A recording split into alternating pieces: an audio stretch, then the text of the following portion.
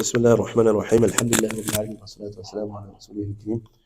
Just a quick reminder, as you know, that the clocks will go back tonight. So tomorrow, all the salah timings will be changed. So all the different salah timings will be changed. So make sure you look at the timetable for all the different salah timings.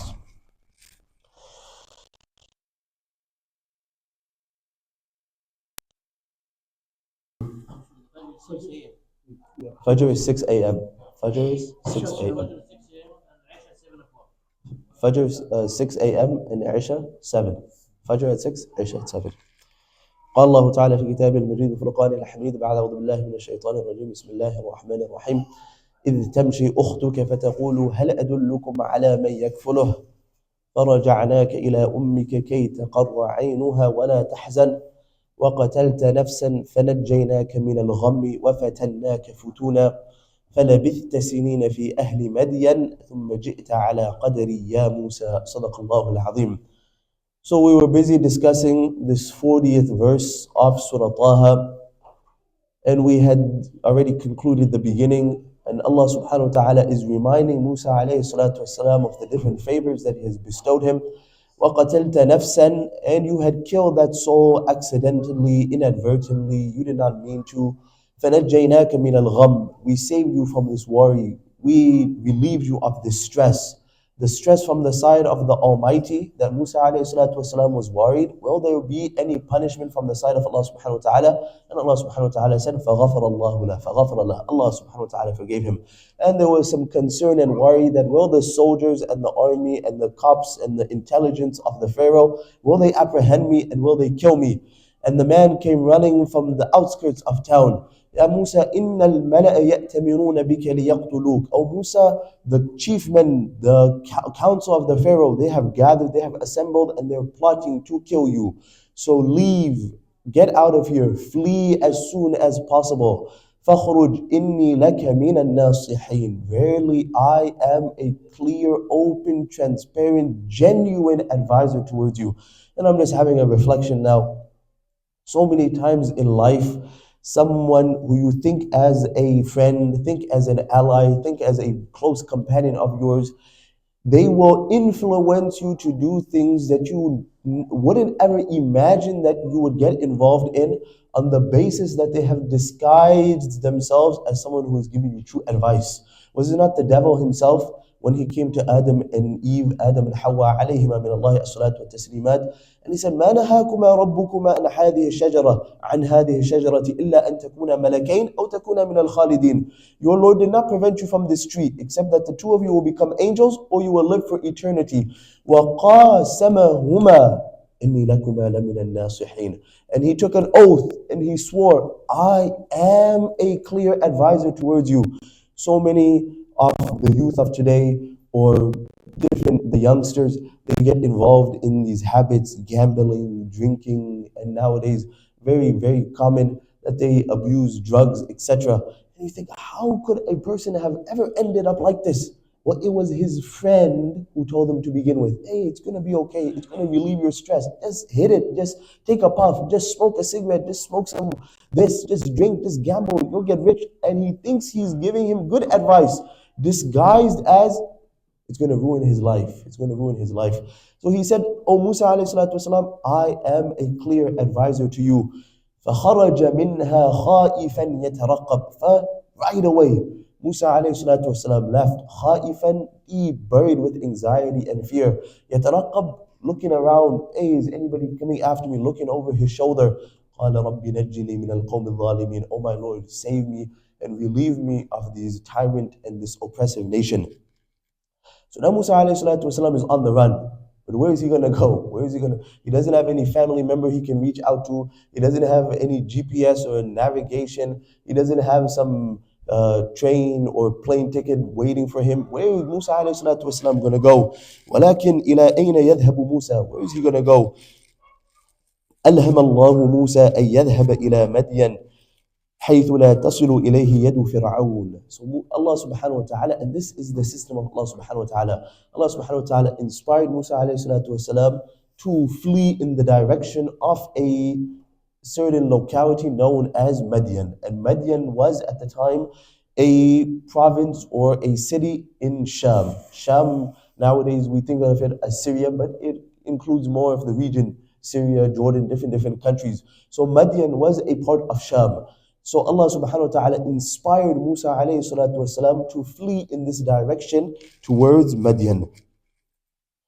إن مدين بادية وقرى ليس فيها مدنية مصر وليس فيها قصور مصر وأسواق مصر. And Madian was its own area. It had no affiliation, no connection, no relation with Egypt. So the intelligence of the Pharaoh would not be able to locate him. And there was no spies, there was no cabinet, there was no army, there was no one from Egypt was in Madian. It was a completely separate town. However, Misr was known as a populated city. And Madian was on the outskirts. Madian was village. Madian was, one was urban, one was rural. And this author, he brought this amazing sentence. He says, يا حبذا البداوة مع الحرية والعدل ويا الشقاوة المدنية مع العبودية والظلم. Often at time, I just love this sentence. Often at time, people, they associate that, I mean, everyone has their own preference, but generally speaking, people would associate a city life, this is a good life. There's better resources, it's bustling, there's better business, better education. It's the city life. And rural, it's associated farmland. It might be peaceful, but you're not going to have the same amenities. You're not going to have the same luxuries. So he said, يا حبذا البداوة مع الحرية والعدل. How amazing it is, what a wonderful life it is to live on the outskirts, to live in a rural area, to live in a farmland when it's associated with freedom and justice. And how wretched it is to be stuck in a city, to be stuck in a land, to be stuck in a place with all the different amenities it may have and all the different luxuries it has, but it's coupled with oppression and tyranny. He said, I would much rather choose to live a peaceful life, not in the boonies of Africa, as they say, maybe no AC, maybe no water, but you're free and you have justice. So Musa alayhi salatu wasalam has run to this place. هنالك يصبح كل أحد لا يخاف سطوة فرعون وقهره. Here every person is waking up in the morning with a peaceful mind. قصد موسى مدين وخرج من مصر خائفا يترقب أن يتبعه أحد ولكن نام عنه الشرطة. خرج موسى على اسم الله يدعو الله ويطلب منه النصر.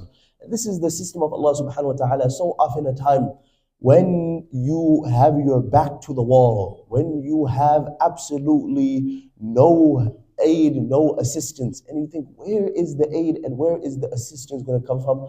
That's when Allah subhanahu wa ta'ala has it in store. Sickness that has been plaguing a person and the doctors can't figure out why, and there's no medication and there's no remedy. But then when Allah subhanahu wa ta'ala has willed health, then there's no care, no concern. Now it's removed ASAP, all gone at the same time.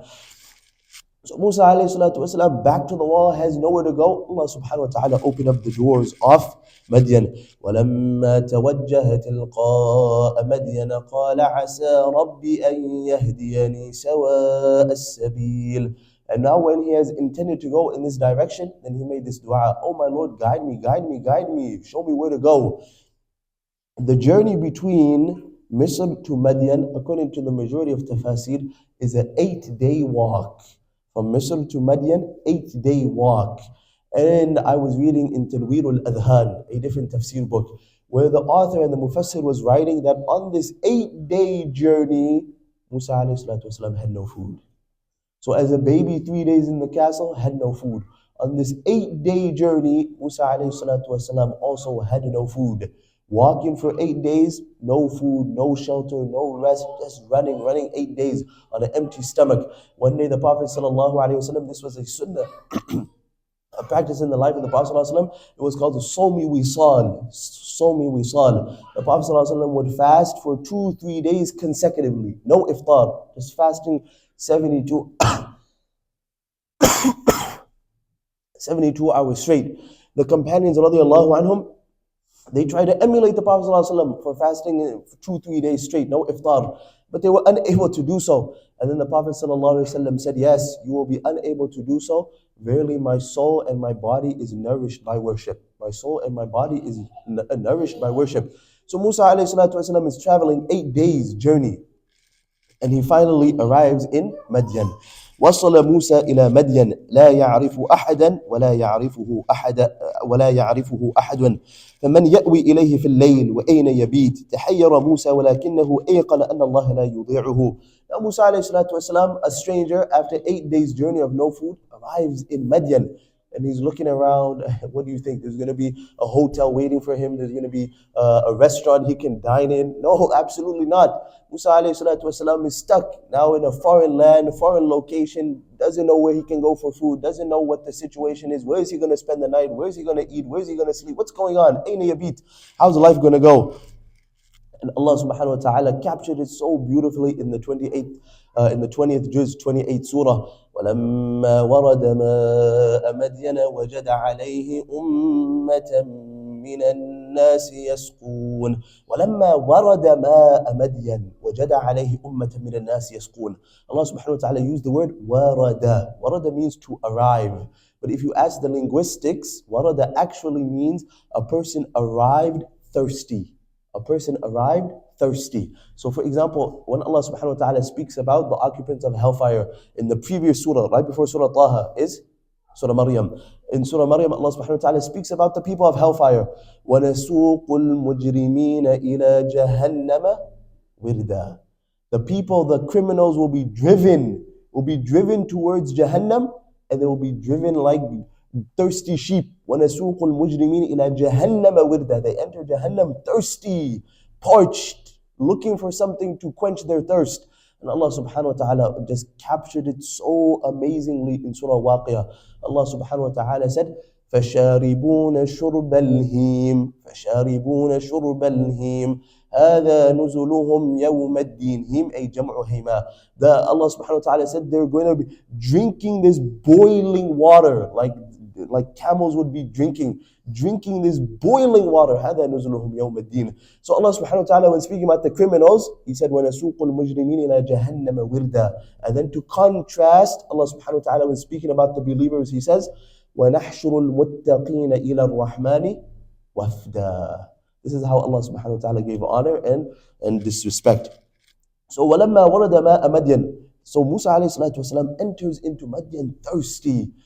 And he finds himself by a basin, a well, a reservoir, where the different communities of Madian are bringing their flocks of animals to drink. And this is how it goes if you go into the safari, or if you go into the plains of Africa and you're looking for game and you're looking for wildlife, you for sure are going to spot wildlife at the water because the animals need to drink. So Musa alayhi salatu wasalam, وَجَدَ عَلَيْهِ أُمَّةً مِّنَ النَّاسِ يَسْقُونَ. He finds this group of people feeding their animals. وَوَجَدَ مِن دُونِهِمْ امْرَأَتَيْنِ تَذُودَانِ. And he finds by the side of this community feeding their animals, by the side of this water basin, there are two women, تَذُودَانِ, holding back their animals. So they're standing, two women by the side, holding back their animals. Musa alayhi salatu wasalam, he is witnessing this taking place. He sees the people feeding and he sees these two women. So Musa alayhi salatu wasalam goes up to them, مَا خَطْبُكُمَا. Hey, what's going on? لَا تَسْقِيَانِ.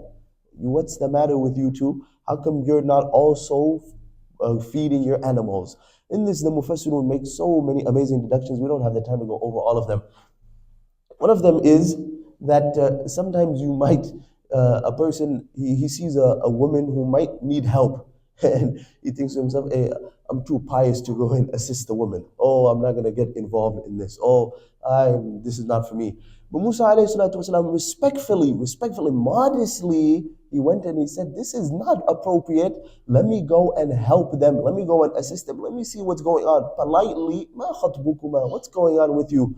قَالَتَا لَا نَسْقِي حَتَّى يُصْدِرَ الرِّعَاء.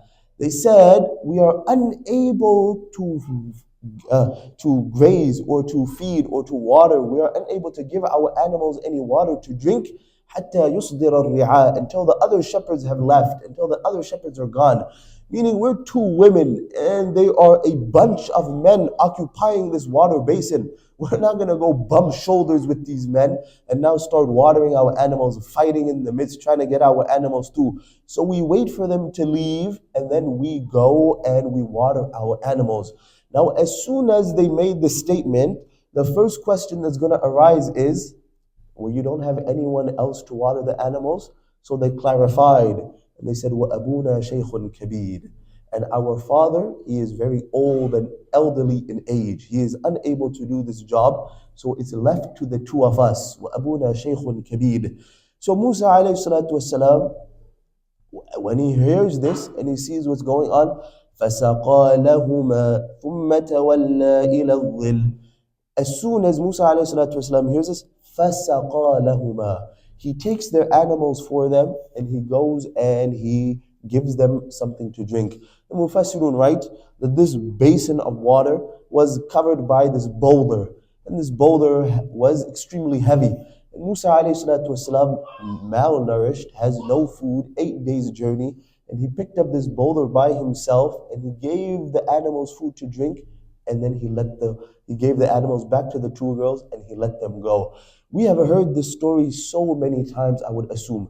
But if you just had to think about it for 1 second, if you just had to, taqreeb ila al-fahm, we will never be able to truly understand. But I'll give you an example to put paper to theory so you can have some context. Imagine you are coming from an overseas flight.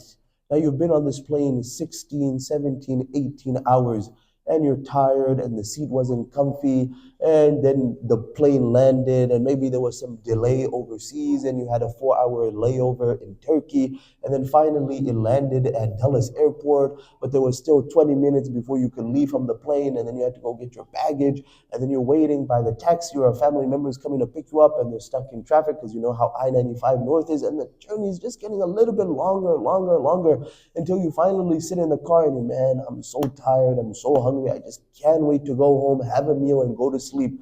The flight was so long, the journey was so tedious, and as you're leaving from the airport, by the side of the road, there's a person who's got a flat tire. Not a single person is stopping. Not one single person is stopping. Hey, someone else will help the guy with the tire. I need to get home. But you had amenities on the plane and they served you food and you had snacks at the airport and you were in AC condition or heating and you had a seat, you got some sleep. Musa alayhi salatu wasalam, no food, walking 8 days journey. But this is a Nabi, this is character, this is morals. He said, my morals will not let these two women be standing here. I will do the job for them. And then, let's say hypothetically it's you or I. If we were to feed the sheep or give them the water to drink, then we would let the two girls know, hey, you know, I did you a favor. Maybe you could also help a brother out. I'm a traveler. Maybe you could spare some food, a coin, something, point me in the direction I could get some help. I scratched my back, you scratched my back. Give me something. But the word of a Nabi, from the beginning of the Quran to the end, لا أسألكم عليه أجرا. I'm not asking you for anything. لا أسألكم عليه أجرا. Nuh alayhi salatu wasalam said it. Hud alayhi salatu wasalam said it. Salih alayhi salatu wasalam said it. Musa, I am not asking you guys for anything. لا أسألكم عليه أجرا. إن أجري إلا على الله. My reward is only with Allah subhanahu wa ta'ala. So he let these two girls, they left. Then Musa alayhi salatu wasalam goes and he sits in the shade. He goes and what else is he going to do? And when he sits in the shade, قال رب إني لما أنزلت إلي من خير فقير. Oh my Lord, whatever good you can spare, I am in need of. Whatever good you could give me, I am the most destitute. In the Quran, Allah subhanahu wa ta'ala uses the word khayra in many different ways. Allah subhanahu wa ta'ala uses one to mean money. Money, khayra, money.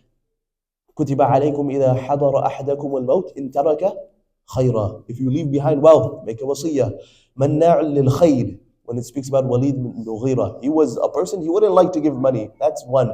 Another one is just all types of strength, physical assets. Allah subhanahu wa ta'ala said, أهم خير أم قوم تبع. Who was better? Who was stronger? Were they stronger? Or was the people of Tubba better? So it's all types of goodness. رَبِّ إِنِّي لِمَا أَنزَلْتَ إِلَيَّ مِنْ خَيْرٍ فَقِيرٍ. Oh my Lord, I am in need of whatever goodness you can give. We come back to the ayah in Surah Taha. وَقَتَلْتَ نَفْسًا فَنَجَّيْنَاكَ مِنَ الْغَمِّ. وَفَتَنَّاكَ فُتُونًا.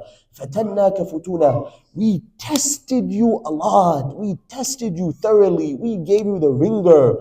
In Ibn Kathir, there is a hadith which is called the Hadith al-Futun, regarding Musa alayhi salatu wasalam, but Ibn Kathir has weakened it excessively. So, فَتَنَّاكَ فُتُونًا, we had tested you, i.e. in this journey, i.e. in life in general. We tested you in this journey, 8 days of travel, no food, and now you didn't know what was going on. So we gave you the ringer, we tested you a lot. And if you're into Arabic grammar, you understand. فَتَنَّاكَ فُتُونًا. Futuna in Arabic grammar is what? No. In Arabic grammar, in the I'rab, what is futuna? Where's Amani? Amani would love this question. Oh, Yusuf. Yusuf studies Arabic grammar. فتناك فتونا. فتناك, futuna is maf'ul, but maf'ul what? It's maf'ul mutlaq. What does maf'ul mutlaq do? Adds ta'keed. It adds emphasis. ضربته ضربة. Why did I add ضربة? For ta'keed. وفتناك فتونا. مفعول مطلق added ta'keed and emphasis. We tested you, O Musa alayhi salatu wasalam. And then that's why the Prophet sallallahu alaihi wasallam said, أشد الناس بلاء الأنبياء. The people who were tested the most was the Anbiya. ثم الأمثل فالأمثل. Then those who follow them, then those who follow them. So then Musa alayhi salatu wasalam made this dua. How does Allah subhanahu wa ta'ala respond to the dua of Musa alayhi salatu wasalam? Inshallah, we'll cover that next week. وآخر دعوانا الحمد لله رب العالمين. اللهم اهدنا فيمن هديت، وعافنا فيمن عافيت، وتولنا فيمن توليت، وبارك لنا فيما أعطيت، وقنا واصرف عنا شر ما قضيت، فإنك تقضي ولا يقضى عليك، إنه لا يعز من عاديت ولا يذل من واليت، تباركت ربنا وتعاليت. نستغفرك ربنا ونتوب إليك. اللهم اهدنا واهد بنا واهد الناس جميعا، واجعلنا سببا لمن اهتدى. ربنا لا تؤاخذنا إن نسينا أو أخطأنا. ربنا ولا تحمل علينا إصرا كما حملته على الذين من قبلنا. ربنا ولا تحملنا ما لا طاقة لنا به. واعف عنا واغفر لنا وارحمنا، أنت مولانا فانصرنا على القوم الكافرين. آمين يا رب العالمين.